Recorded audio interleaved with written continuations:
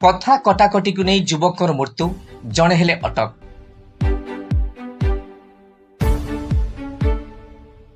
कलाहांडी जिला आमपाणी थाना बड़पोड़ागुड़ा गाँव में घटी अभावन घटना।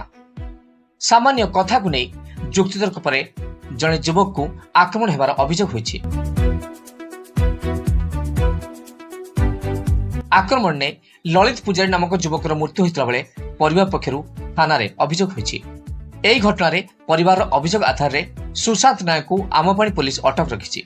मृतदेह को जबत करी पुलिस घटनार तदंत जारी रखिछि। कलाहांडी कबिराज दुर्गा रिपोर्ट।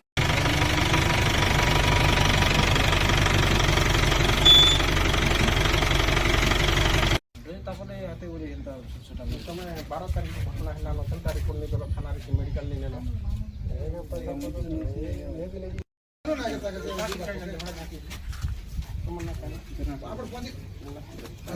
पहुंचले के